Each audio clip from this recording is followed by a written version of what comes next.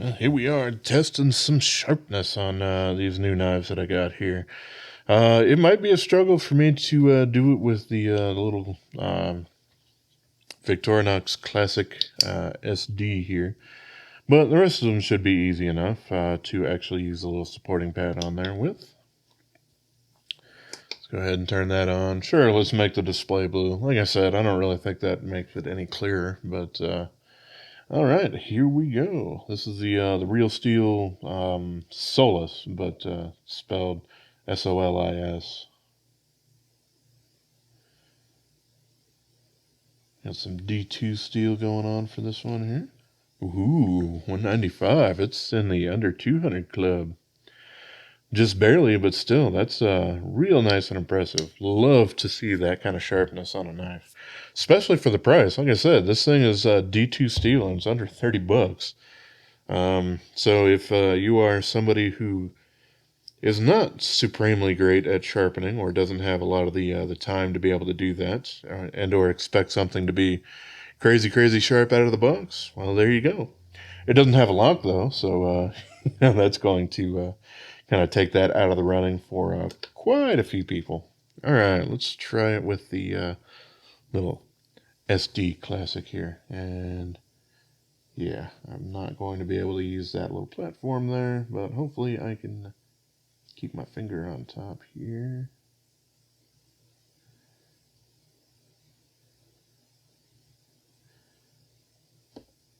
$330 before that finally gave there. Which, yeah, I suppose that makes sense. These things aren't super expensive or anything like that. But at least with the steel that they end up using in here, basically a form of 4116, also known as 1.4116, depending on if you're using the AISI naming convention or not. Supremely easy to sharpen because it's not incredibly hard steel. But all right, and next up we got the Petrified Fish Skipper here, a David Chen design. Another one in D2.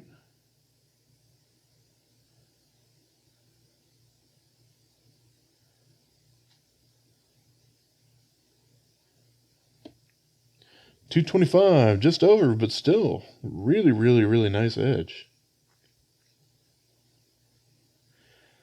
I feel ever so much a slight roll or burr on the right side here. So that number could probably get just a little bit low by I don't know, maybe applying a kitchen steel and then a strop, or maybe a strop with a little bit coarser compound on it, and then move down to just the leather or something like that. So pretty good there. And uh-oh. I knew this day would come. Unless... Yeah, unfortunately. All right.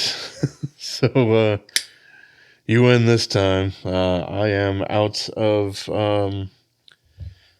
sharpening thread, which means I need to purchase a couple of more of these little spool guys here. So I'm not going to be able to do the Boker Aluvial switchblade here. But well, that's definitely my bad. But I'll end up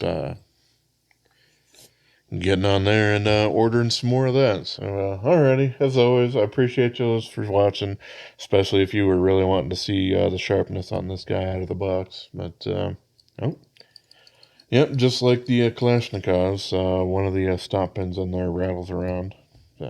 All right. Anyway, yeah, have yourself a wonderful rest of your day, yo. Subscribe, please. Well, looks like I got my test media in the mail here. I got two of them. There's that one. The other one's also in this little bag. Purchasing it directly from Edge on Top rather than doing something like sharpening supplies or something like that. End up saving a little bit because they don't charge anything for their shipping, which was kind of nice. However, I will say that I got these two little envelopes that had the little test media in there, and this enormous box, one that It was a little bit thinner than I think I got when I ended up picking up the scale, but still. It seems like they don't have a whole lot of different box shipping options or whatever. But there we go. They are basically identical, except for this is the one in the bundle, so it wasn't really labeled. But these ones are.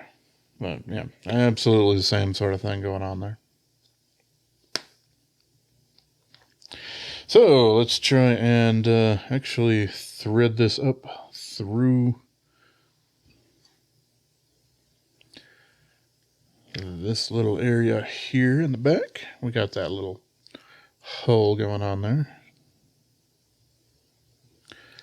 Probably not super easy for me to end up trying to do while filming.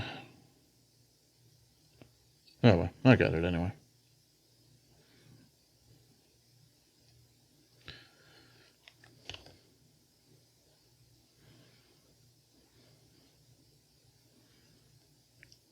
So, I think, yeah, I will tighten down that side. Oh, that came completely off. Well, what do you know? Oh well, I can pull that taut to tighten it up. And then I can stuff all of it inside this little rubber kind of thing here. And as long as actually don't capture anything or I get that all smunched, then I think we're good. Alrighty, so yeah, I only have one knife that I can do the sharpness testing on, and that's the Viper Twin here. I would have done the Boker Aluvial, but I didn't. But what I can say is that the way that the edge on this came out of the factory, it wasn't rolled or anything. It couldn't even cut paper. So, yeah, and I'm not even talking like phone book paper. I'm talking like standard printer paper. It just wouldn't grab anything. So, yeah, I'm going to guess it was probably somewhere around 500 or more. Not super great. It did take a little bit of effort, but a little bit less than some of Boker's other knives to be able to sharpen up. But you can see I did this at 18 degrees, and with the amount of shoulder there, you can definitely see that this knife is much more sharpened for tactical purposes rather than really thin, slicey EDC tasks. So, keep that in mind. It is a straight clip point, so very pokey and penetrative, so it'll do good for a lot of tactical tasks, but maybe not absolutely the best thing for a whole bunch of EDC stuff. Man, there you go. I still haven't put it back together. I should probably do that, but I've had a lot of stuff going on. Different knife videos. I assembled another PC for my makeshift living room that I've kind of built out here down in the basement to go along with the wet bar. So yeah, my desk is kind of a mess.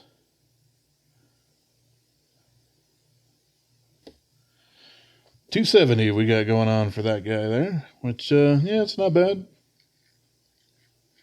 Definitely feels bitey, so that's good. It's got a good working edge to it, but I will probably fix that up just a little bit, like I end up doing with most of my knives. But alright, yeah. So that's all I really have for you right now. I do have some other knives on the way, but yeah, I do think they're quite a few days out, and I've been absolutely terrible about actually uploading these unboxing things and stuff like that. I have basically about a month and a half worth of them that I've filmed, but yeah, the holidays have just been super crazy around here, so I haven't really got around to uploading them. So I will try to do that and figure out a good way to do it other than just dumping like a couple hours worth of it out there all at once.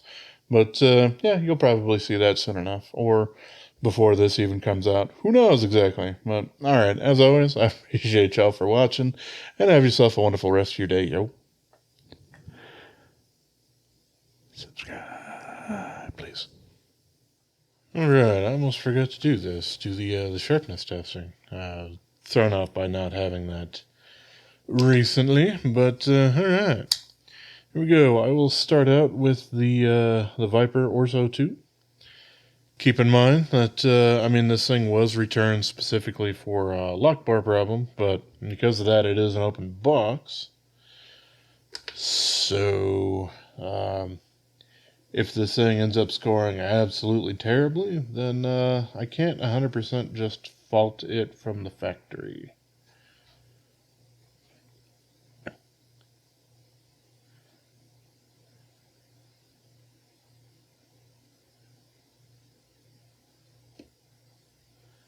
Yeah, well, it ended up cutting there at 215, which is pretty darn good. Does have a bit of a shoulder on there.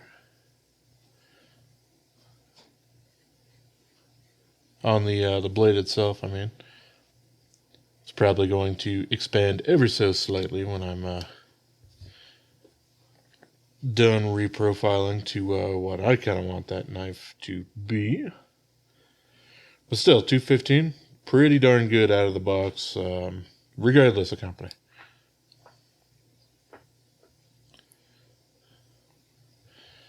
Alrighty, and how about the Trivisa here?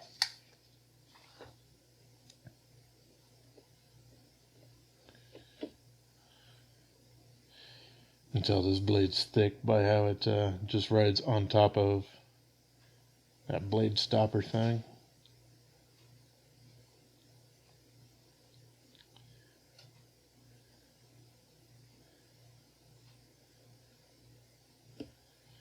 $280. So yeah, that's a little north of what I generally like out of the box. But I do suppose on something like this, I suppose it might make a little bit more sense where it's a much thicker blade profile behind the edge and stuff like that. But still. Not a terrible edge. Neither one of them really had a roll or chips or anything like that on there. So, alrighty. Yep, that was basically all I really wanted to do was kind of get those two recorded down. So, alright, catch you on the next one. Sharpness testing is going to commence. This is the TS400, the long design here. D2 blade, just like virtually everything else. Let me actually turn that to face correctly here and shove this guy in here and see what we get.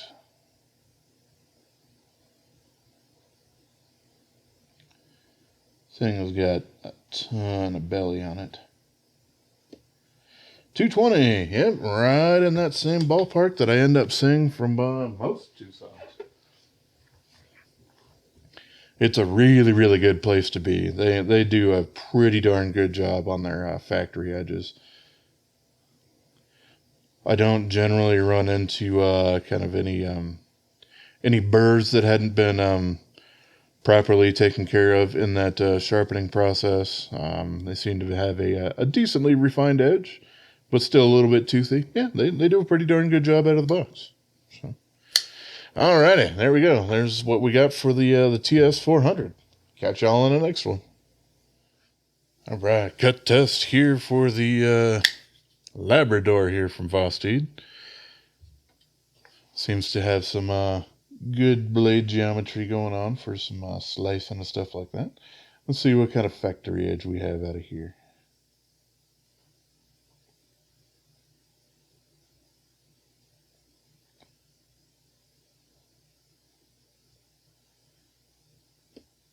Woohoo! Under 200. It's part of that prestigious club. Oh, okay.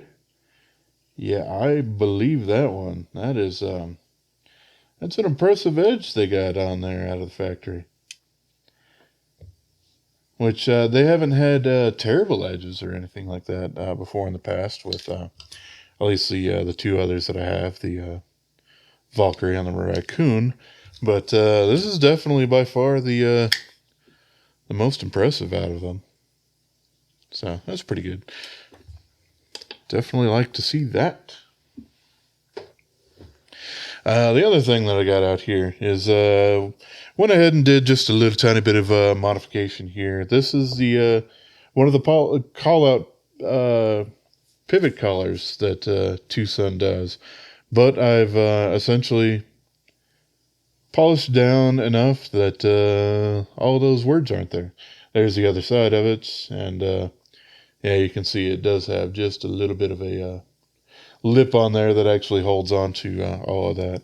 And actually, putting them in there didn't take off all that much, so it doesn't look like a strange, weird crater. You can definitely see it's not absolutely flush. You can see a little bit down there, but not nearly enough to what I was originally thinking that I would need to shim the underside under here with like a thin washer or something like that. That really doesn't seem to be necessary, at least not on this particular model. Like I said, some of them are a little bit differently as far as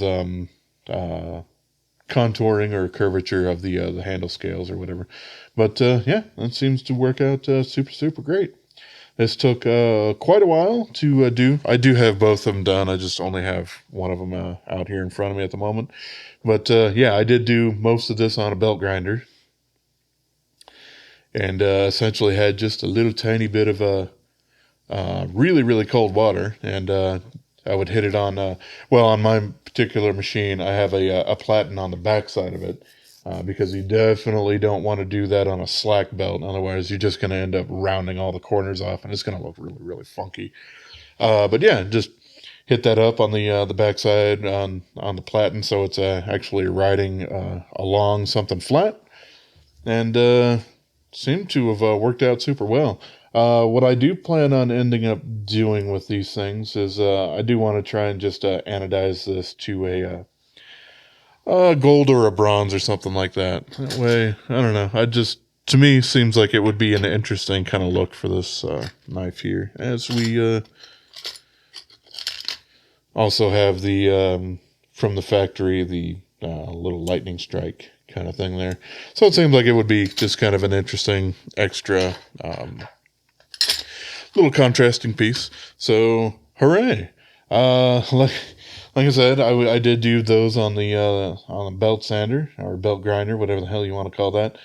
And these things heat up real quick. It's I'm surprised I still have fingerprints on both my middle finger and my index finger, because I would end up holding it on there right until it was way too hot, and I would immediately put it into some water. Not because I was worried about messing up a temper or anything like that on this. It is just standard titanium, and it's not carbidized or anything like that. But just letting it cool off so I could handle it again. So I would swap between the two of them, and yeah, I think it looks pretty darn good. I will put everything back together once I do the anodization process, which hopefully I get around to tonight. I don't know. I'm feeling a little lazy after getting back from work. So we'll see how much activity I actually get into. But hey, at least it's Friday, so I got the whole weekend to be able to and do all that sort of crap. I will swish these guys around, probably in simple green or something like that, before I end up doing the ano work. And yeah, I mean, I still have the acid wash kind of things going on all the other portions of it, because I don't really feel the need to polish it all the way around when something's not going to be seen. But, okay, that's basically everything I wanted to cover, and then some. So, as always, I appreciate y'all for watching, and have yourself a wonderful rest of your day. Yo. Jesus Christ.